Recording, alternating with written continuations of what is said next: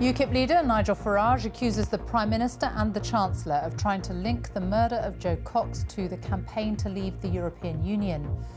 Mr Farage defended this controversial poster but said the Remain campaign was creating a clear implication that Leave campaigners were responsible for creating a bad atmosphere. Meanwhile, a senior Conservative switches sides in the EU referendum and decides to back the Remain campaign. Those of us whom I define as hello worlders, their message was sidelined, and instead we started to hear a message which was inward looking, which was xenophobic, which was divisive. Also on the programme this lunchtime, paying tribute to Jo Cox, MPs are gathering after being recalled to Parliament to honour their colleague who was killed last week. Close to half the UK's population will be overweight in just 20 years' time, according to new research. A big night ahead for England and Wales at Euro 2016 as they bid for a place in the last 16. For England, a point will see them through, but Wales need a win against Russia to guarantee qualification to the next round. And the freak accident that killed Star Trek actor Anton Yelchin at his home in California. And coming up at 1:30, frustration for first-time buyers. We reveal the scale of the challenge for those trying to get on the housing ladder here in the south. And mutiny on the buses. Drivers in Weymouth begin a 5-day strike in a dispute over pay.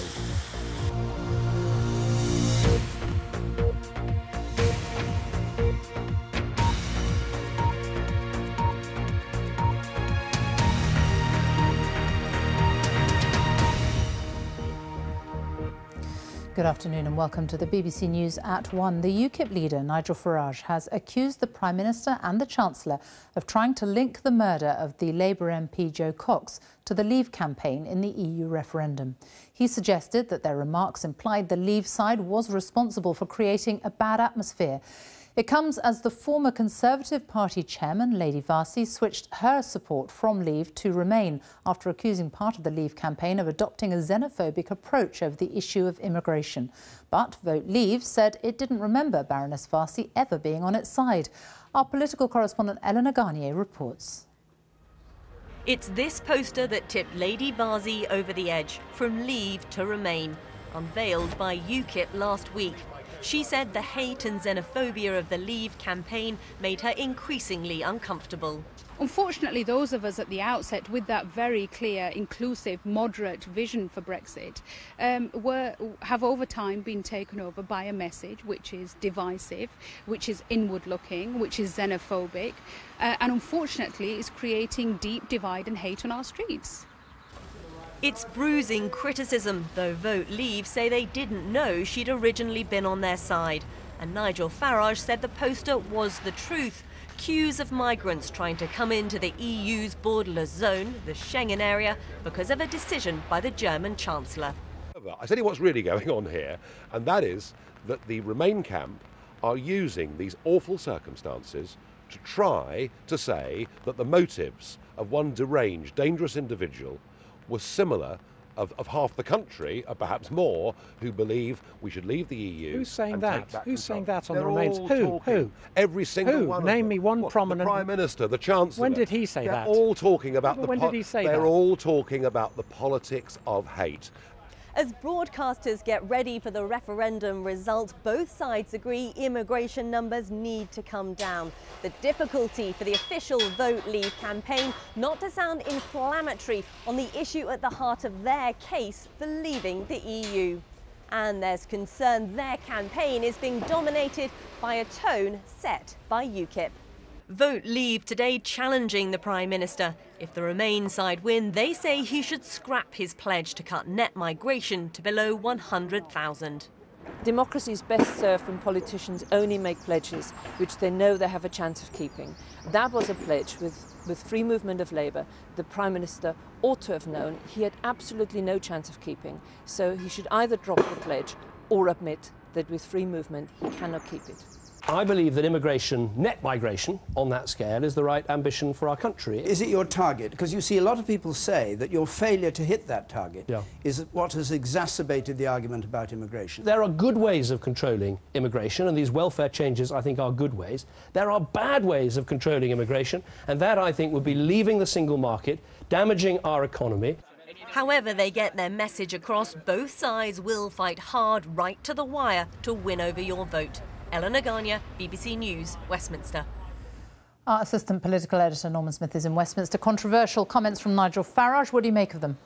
Another incendiary intervention by Mr Farage, accusing the Prime Minister and the Chancellor of seeking to link the murder of Jo Cox to the way the Brexit campaign has pursued its arguments, suggesting that it has created an atmosphere which perhaps contributed to her killing. Now, privately, those around Mr Cameron have reacted with contempt and fury to that suggestion. In public, they're urging everyone just to focus on the tributes to Jo Cox this afternoon. But of course, Mr Farage's intervention follows that poster, the Breaking Point poster, which Mr Farage this morning expressed no regrets about, saying the only thing wrong with it was the unfortunate timing. He unveiled it just a couple of hours before Mrs Cox's killing, and all that after the former chairwoman of the Conservative Party announced she was quitting the Leave side because of what she called its nudge, nudge, wink, wink, xenophobic approach. And you sense a real gulf is opening up on the Leave side between Mr Farage and the official campaign. Their fear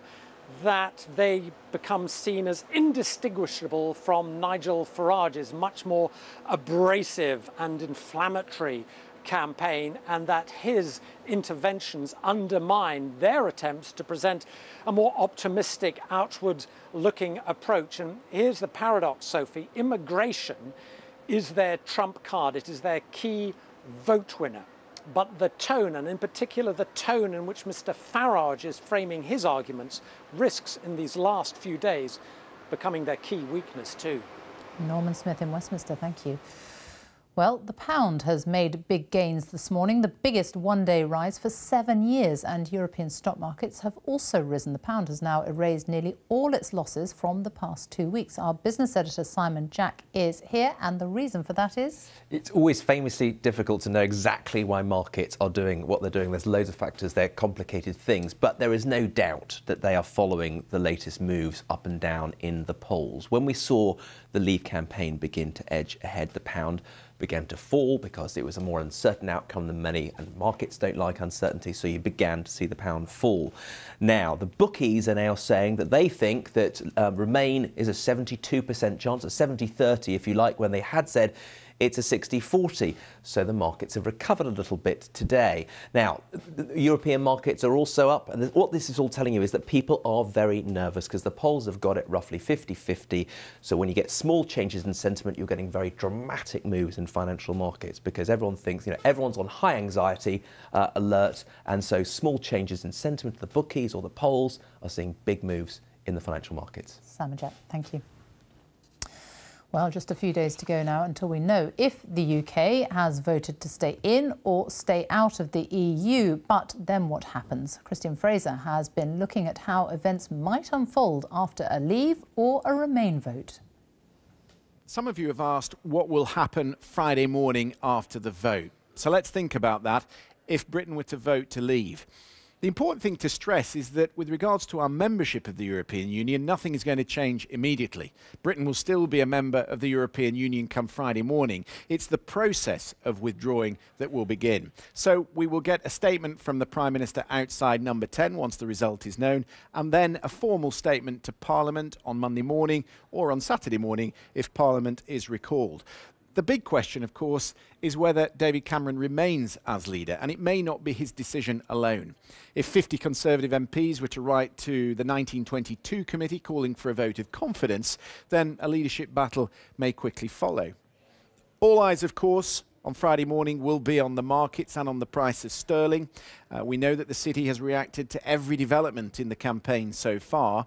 And then the Prime Minister says, if he's still in office, that he would activate Article 50 of the Lisbon Treaty without delay. Now, this is the formal process of withdrawing from the European Union. The rules say it should take anything up to 2 years. Leave campaigner Michael Gove says there should be no rush to activate Article 50. Better, he says, to let the dust settle and have a more reasoned negotiation with our European partners. The EU Council President, Donald Tusk, says that so complex is this negotiation that it could take anything up to 7 years. Now, what if Britain votes to remain? Well, of course, our relationship with the European Union is still going to change in fundamental ways. There could still be decisions to be made about David Cameron's leadership, particularly if the vote is close. The key thing will be those elements of his renegotiation in February that need to be ratified by the European Parliament, namely child welfare payments to migrants and also the emergency brake on in-work benefits to migrants. All that has to be ratified and it could still be vetoed. And then you might have read about this, the 5 Presidents' report published last year, which outlines how the Eurozone countries are going to come closer together fiscally and in terms of banking union to steady their economies by 2025. And I've put this up because all of you will know that it's been central to the campaign. Other countries have concerns about freedom of movement as well, and maybe it will be open to future debate. If you want to learn about more things that we've been showing you here on the screen, or you've still got questions that haven't been answered, have a look at the BBC website, bbc.co.uk/reality check. Kristin, thank you. Well, MPs are being recalled to Parliament this afternoon to pay their respects to their colleague Jo Cox, who was shot and stabbed in her constituency last week. The Commons have been in recess in the run-up to this week's referendum. A fund set up in her memory has now raised almost £900,000. Our correspondent Vicky Young is in Westminster for us, and it's likely to be a very emotional afternoon in the Commons. Yes, it is. You can see behind me the floral tributes still being left to Jo Cox. MPs and people who work in the House of Commons have been coming here over the last few days to pay their respects. As you say, a very unusual recall of Parliament, normally reserved for matters of war, for the death of royals, for example, but today it will be all about Jo Cox. We know that the Speaker will come first. He will pay his respects and his tribute, followed by the leader of Labour, Jeremy Corbyn, and then the Prime Minister, and then, of course, many of her close friends. And over in the House of Commons, I've seen Labour MPs arriving. They are understandably full of pain. They are bereft. A lot of them have spoken about the loss that they feel. One talked about the Labour family feeling so emotional that she's been taken for them, of course, taken from them in this very, very horrific and violent way. So I'm sure with close family members watching today from the public gallery, there will be an awful lot of tears. Now, we are, of course, just 3 days from that EU referendum. As we hear, there has been some political debate about all of this. Her friends say that today is not about politics, but they will, of course, want to speak about her values. They say they will talk about the way she helped constituents of all faiths, how she really felt that there was more that brought people together than divided them, talking about wanting more love in politics rather than hate. But above all today, her friends in the House of Commons say they just want to serve her memory well. Vicky Young in Westminster, thank you. 40% of adults in the UK will be overweight by the year 2035, according to new research from the Obesity Health Alliance. The rising obesity levels could result in more than 7 million cases of serious illness such as diabetes, cancer and strokes over the next 20 years. The report also calls for a junk food tax and restrictions on marketing unhealthy food. Our health correspondent Sophie Hutchinson reports. John Marshall says his life used to revolve around watching TV and eating comfort food. He was 17.5 stone. But after being treated for prostate cancer, he decided he had to become healthier and lost 5 stone. It's a win-win situation, finish up feeling better, feeling healthier and being healthier, and if reduces the chance of the cancer returning for men, and as I understand for women as well in certain cancers. The Obesity Health Alliance says almost 30% of British adults were classed as obese last year.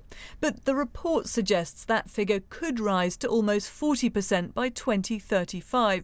And during that time, there may be more than 7 million new cases of cancer, heart disease and stroke linked to being overweight. To help reduce waistlines, the Alliance wants junk food advertising restricted on TV and online and targets to lower the amount of sugar and fat in food. It says the government's strategy on tackling childhood obesity is taking too long. They've delayed and delayed on actually publishing this strategy.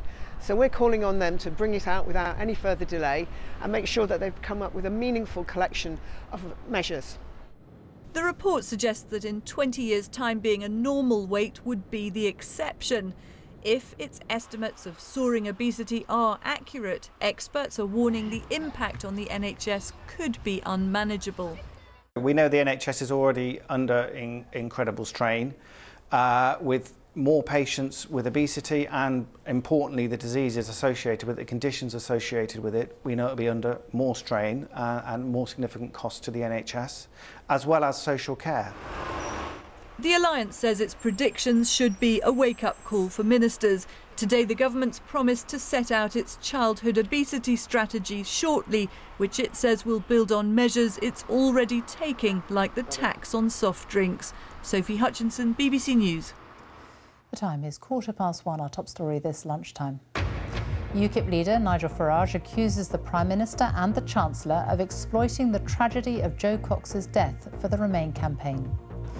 A senior Conservative switches sides in the EU referendum and decides to back the Remain campaign. And coming up in South today, mutiny on the buses. Drivers in Dorset begin a 5-day strike in a dispute over pay. And understanding students' mental health struggles, an emotional plea from the mother of one boy who took his own life.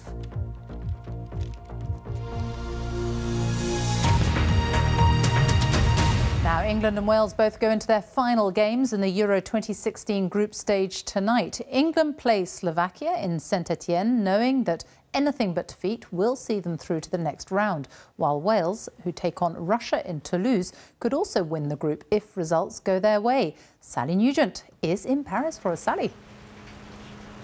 Yes, thanks, Sophie. The permutations are pretty complicated. Tonight's games could turn Group B on its head. Wales need a win to be totally sure.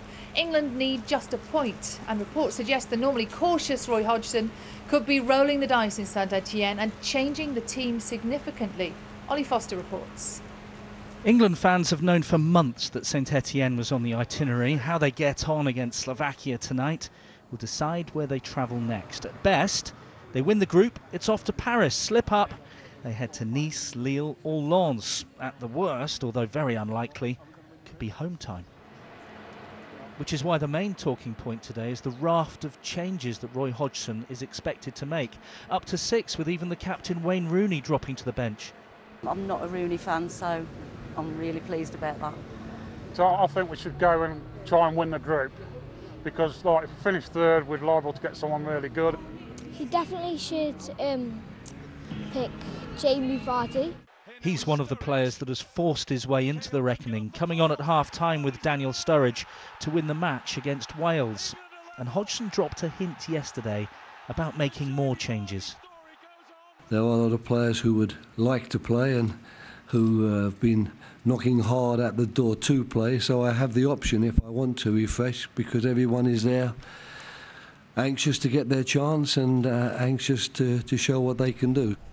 Many England fans will of course remember the last time they were in Saint-Etienne. That was the World Cup, France '98, a bittersweet night against Argentina when they were knocked out on penalties. Chamot trying not to bring him down, it's still Michael Owen! He scored a wonderful goal! That was the joy of Owen, the Beckham red card. Red card for David Beckham. Don't join them, it's Batty, and he has the Batty penalty saved.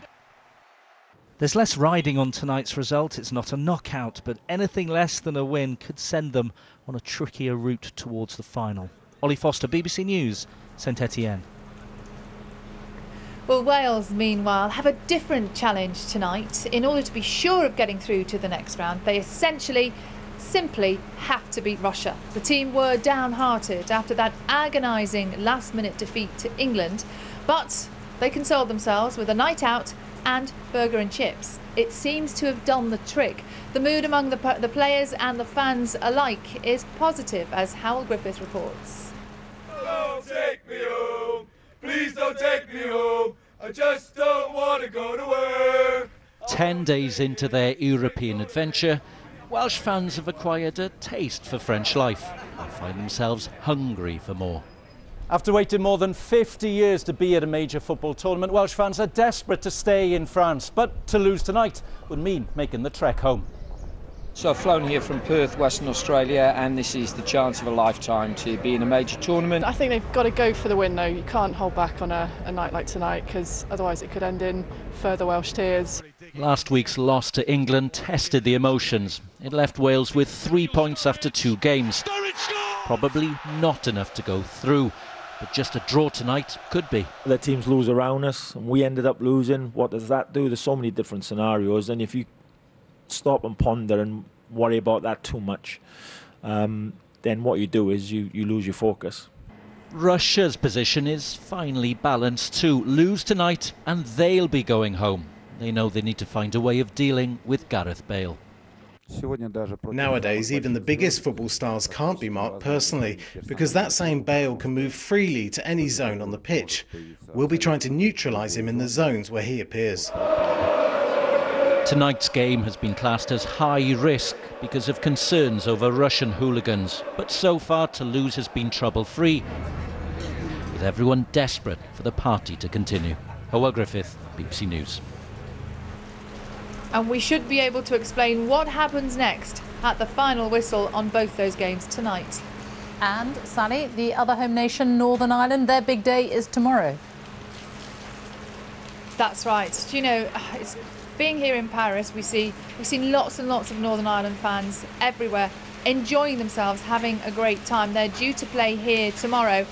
One of their star players, Kyle Lafferty, admitted just a few days ago they were really intimidated when they first got here, and perhaps in their first game against Poland they felt a little bit overawed by the occasion. That changed though when they beat Ukraine 2-0, and they certainly got a lot more confidence from that victory. The fans here are everybody's favourite, and the team are quickly becoming everybody's second team. So that's lots of positive things. That's all the good news. Though, Sophie, the bad news is tomorrow here in Paris, they're playing Germany, the world champions. Sally, thank you.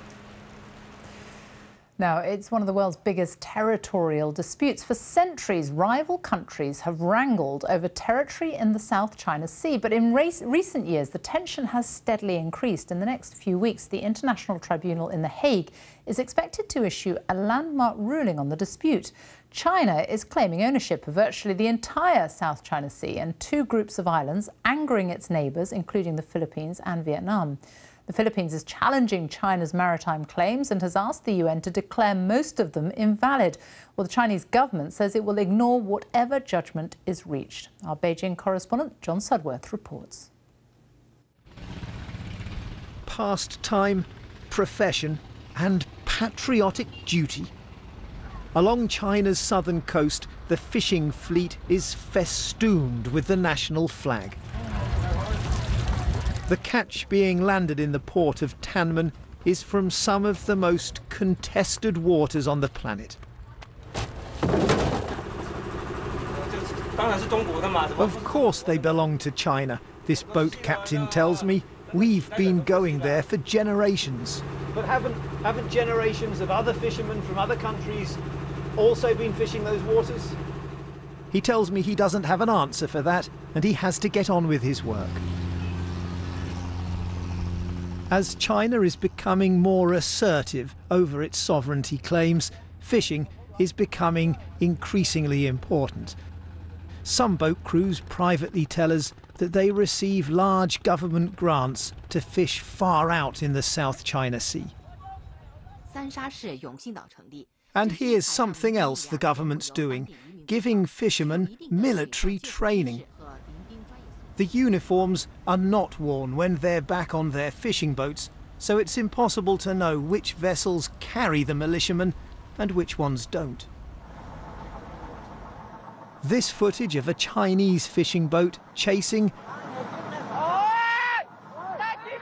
and ramming a smaller Vietnamese one in 2014 shows what can be done with a fishing fleet in the pay of a government. Up close you get a real sense of how these muscular boats can act as a way of underwriting China's territorial claims a long way from its shores. Think of them less as fishing vessels and more as floating extensions of national power. China wants a share of scarce seafood stocks and dominance in a disputed sea. In both fights, its fishermen are on the front line. John Sudworth, BBC News, Hainan. 3 12-year-old girls from Salford who became seriously ill after taking ecstasy are now said to be in a stable condition. Greater Manchester Police say a man and a woman have been arrested. It's thought the girls are among the youngest people in the UK to have fallen ill after taking the drug. A drought in Vietnam has left 1 million people in urgent need of food assistance and 2 million people lacking access to drinking water. That's according to Europe's humanitarian aid agency.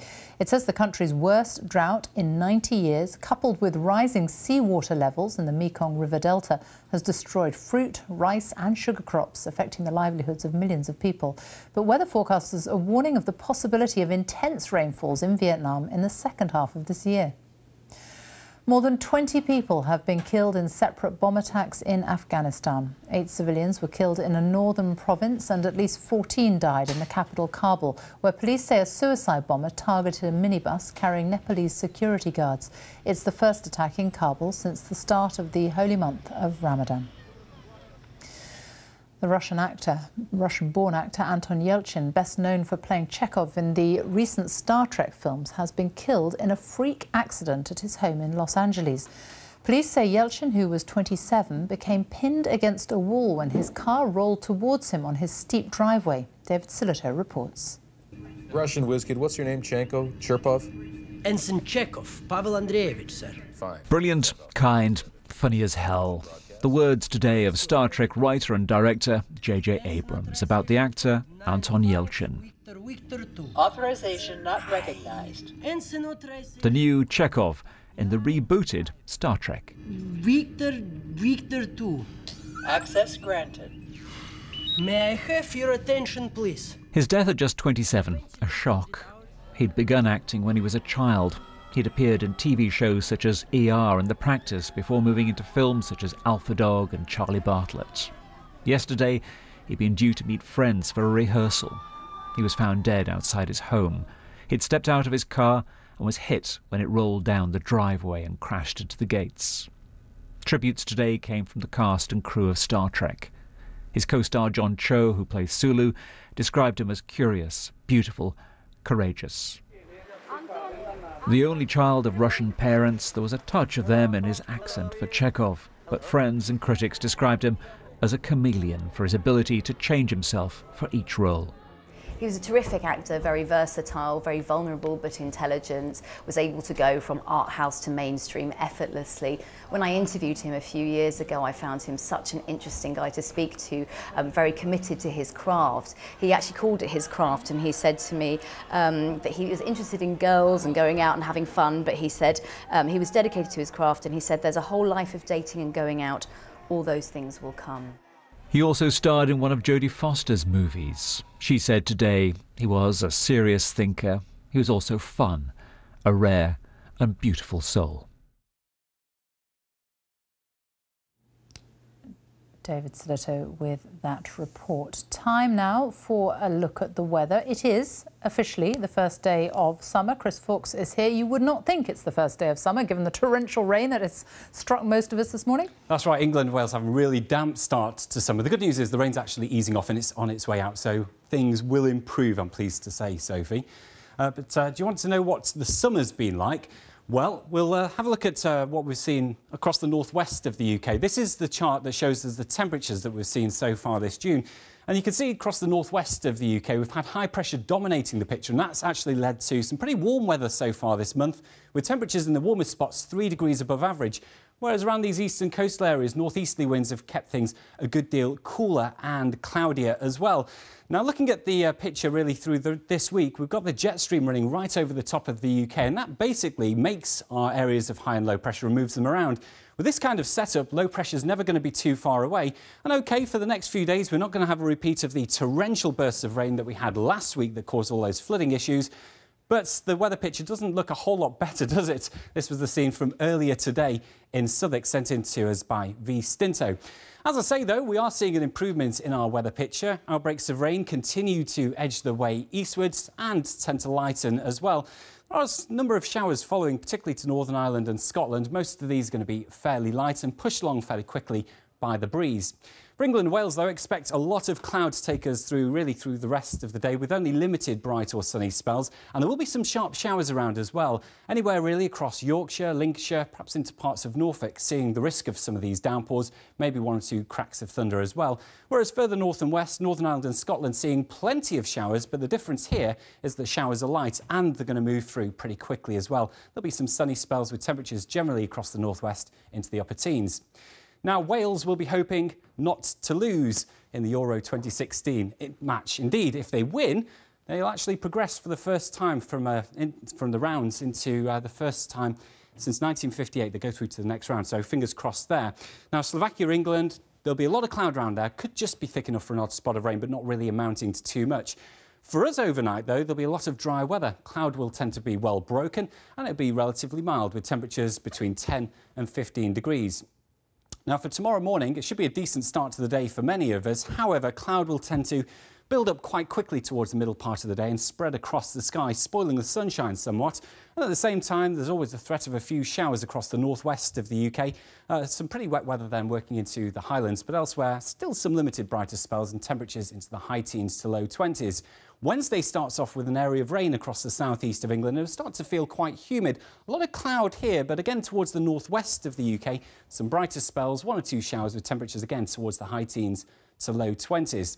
So that's how the weather's looking for Wednesday, but we are looking at some changes for Thursday as our weather tends to move up from France. We're dragging it into some humid air.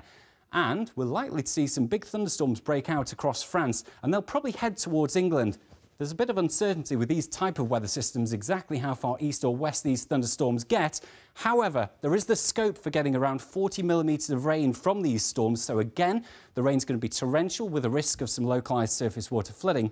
The weather not so bad towards the northwest of the UK. Here we've got a weather front, but the rain with it is going to be much weaker. So some spots of rain, still quite a bit of clouds, some brighter spells between, but it's the rain towards England that could well cause some problems as we head through Thursday and into Friday. What about the weekend weather prospects? Well, low pressure is going to be slack bang over the top of the UK. So again, we're looking at the risk of some slow-moving thunderstorms. You might be wondering when summer's going to return, but I have to say there's no sign of it just for the time being, really, probably for the rest of this month. Really? When did we last have a good summer? So the last really good one, I think, most people like the sunny, the warm weather. You have to go back to 2013. So it was only 3 years ago, actually, that things were pretty good. But since then, yes, temperatures have been closer to average. There's been quite a bit of cloud and some rain around as well. Things can only get better. Let's hope so. Chris, thank you. A reminder now of our main story this lunchtime. UKIP leader Nigel Farage accuses the Prime Minister and the Chancellor of trying to link the murder of Jo Cox to the campaign to leave the European Union. The Remain camp are using these awful circumstances to try to say that the motives of one deranged, dangerous individual were similar of half the country, or perhaps more, who believe we should leave the EU. That's all from us. Now on BBC One, it's time for the news where you are. Bye-bye.